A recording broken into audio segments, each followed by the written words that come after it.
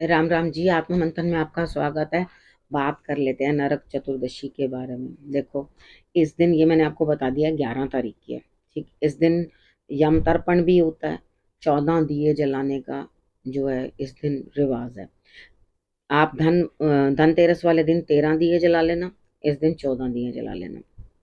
अब हनुमान जन्मोत्सव बोला जाता है कि इस दिन है। देखो, वो चैत माह में होता है। यहाँ पे हनुमान जी का जन्मोत्सव नहीं होता। असल में क्या है कि वो वहाँ कुछ लोगों की मान्यता है कि लंका से वापस आते हैं, जब जीत करके वापस अयोध्या आया जाता है, तो यहाँ पर आकर उनको पारितोषिक के रूप में, यानी कि इनाम के तौर पे उन्हें माला जो है उन्होंने दी थी। तो उनको कुछ समझ में आया नहीं और माला का एक एक मन का दांत से तोड़ तोड़ के फेंकने लगे। तो राम जी थोड़े आश्चर्यचकित हो गए, कहने लगे ये क्या कर रहे हो हनुमान।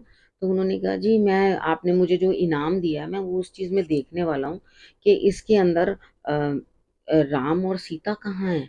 तो उन्होंने कहा तो ये इनके अंदर कोई राम सीता थोड़ी ना होंगे। कहते हैं कैसे नहीं, जो भी चीज मुझे मिल रही है तो उसके अंदर राम सीता तो होने ही चाहिए। तो उन्होंने कहा ऐसा कहाँ मिलता। कहते हैं मुझ में तो है। कहते हैं अच्छा, तुम में कैसे हो सकते हैं। तो उन्होंने अपना सीना खोल के जो है राम सीता के दर्शन करवाए थे। उन्होंने श्री राम और सीता माता के दर्शन करवाए तो उनके अंदर वो बसते थे। तो उनकी प्रसन्नता के लिए आज के दिन, क्योंकि उन्होंने सिंदूर भी लगाया था अपने आप को इस दिन, और उनकी राम जी की प्रसन्नता के लिए माता सीता से सुना था, तो सिंदूर भी उन्होंने पूरे अपने शरीर के ऊपर पहले लगा लिया था। ठीक है, तो यहाँ पर सिंदूर लगाने का भी उनको प्रावधान है।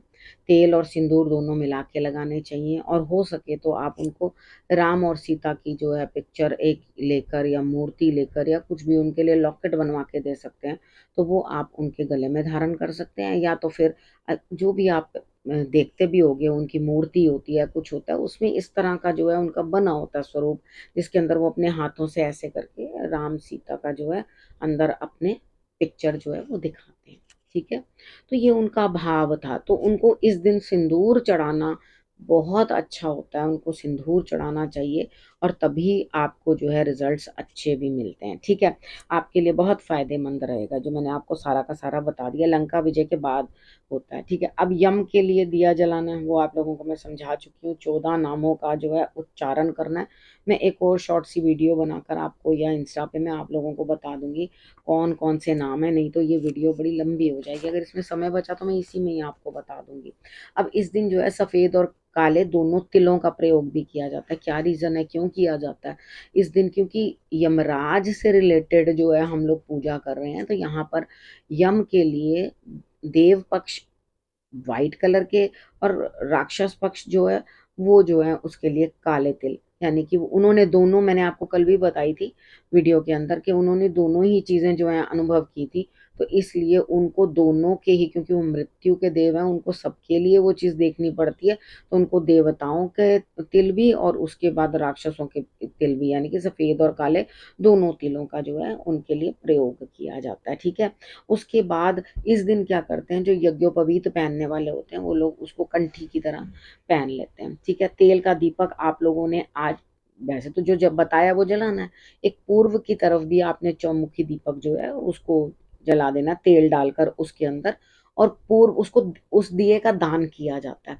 ठीक है, उसे आप पूर्व की तरफ मुख करके पूर्व की तरफ मुख करो, और उसके बाद उसको वहां ऐसे कर दो, और किसी को वो दिया दान कर दिया जाता है। आजकल कौन ले रहा होता है, बस अपने मन से भाव करके आपने उसको जो है दिए को रख देना, वो किसी को दान करने के तरह जो है माना जाता है।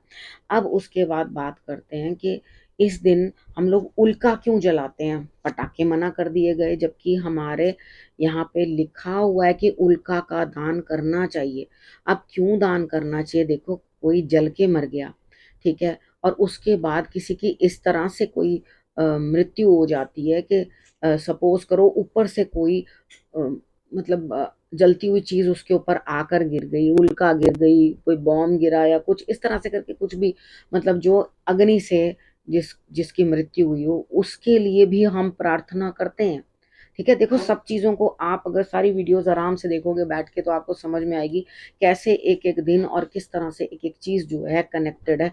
हम किसी भी काम में सनातन की इतनी ब्यूटी है कि वो हम किसी भी काम के अंदर जो है हर किसी को आगे लेकर चलते हैं। ना हम अपने पितरों को भूलते हैं, ना अपने ऋषियों को भूलते हैं और ना अपने पास रहने वाले परिवार को भूलते हैं। हम सबको जो है ध्यान रख के करते हैं। अब जो उल्का जाती है ऊपर की तरफ, हम लोग जो अनार या वो हवाइयाँ छोड़ते हैं ऊपर, वो उसका उल्का का दान जो है विशेष माना गया है नरक चतुर्दशी वाले दिन। ठीक है, यानी कि ये सदियों से होता रहा है कि उल्का को दान किया जाता था। ठीक है, अब मतलब कि एक फायर बॉडी को ऊपर की तरफ भेजा जाता है। ठीक है, उसको दान देना करते हैं, वो हम देवताओं की तरफ जो है वो चीज़ भेजते हैं। तो ये एक हमारा जो है एक जो जिनकी डेथ हो जाती है इस तरीके से उनकी तरफ जो है हमारा एक रिस्पेक्ट बनती है, हम उनके लिए ये सब करते हैं। तो आतिशबाजियाँ जो है शुरू से चलती आई हैं। उसके बाद यहाँ पर आपने सारा ही जो मार्ग है यमराज का, यानी कि घर में, उसके बाद मंदिर में, उसके बाद रास्तों में, सुनसान जगह पे जहाँ किसी को कोई देखने वाला ना हो, कोई आए ना, अंधेरा हो, तो यहाँ पर हम लोगों ने क्या करना है कि यहाँ पे दिए जलाने होते हैं। तो 14 दिए जलाने हैं, मंदिर में, तुलसी पे, नलके पे, घर पे, इधर-उधर जलाते चले जाओ। ठीक है? तो ये न आपने उनके रास्ते में भी लगा देने हैं, चौराहे में भी लगा देने हैं। तो ये उनके लिए होता है कि उनको मार्ग जो है दिखाई दे, समझ में आए कहाँ जाना है, कहाँ नहीं जाना। ठीक है? तो यहाँ पर आपके लिए जो है ये चीज़ मैंने समझा दी है कि हमें जो मना किया जाता है पटाखे नहीं चलाने से या इस दिन नहीं करने से, वो कितना महत्वपूर्ण है और हमारे ही शास्त्रों में ये लिखा गया है कि हमें ये करना है। ठीक है? तो यहाँ पे परेशान होने की कोई ज़रूरत नहीं है। सब लोग दिवाली खूब मस्त तरीके से मनाओ और अपने ही धर्म को समझते हुए सब कुछ करो। यहाँ पर सारी पाबंदियाँ हमारे लिए नहीं है। ठीक है? तो यहाँ हमारे कुछ चीज़ें जो धार्मिक हिसाब से भी और किस लिए हैं वो भी मैंने आप लोगों को समझा दिया, बता दिया, ताकि आपको कोई दिक्कत ना हो इस चीज़ को समझने में कि किस लिए हम लोग ये सब कर रहे हैं। तो जिस दिन नरक चतुर्दशी वाले दिन आपने क्या-क्या करना है, मैंने आपको सब कुछ समझा दिया। ठीक है? अभी और भी आपको कुछ बताना होगा तो मैं आपको साथ-साथ थोड़ा-थोड़ा जैसे करके बताती जाऊँगी। ठीक है? अब इस विषय को यहीं करती हूँ समाप्त, अगले विषय के साथ फिर से आऊँगी। तब तक के लिए नमस्कार।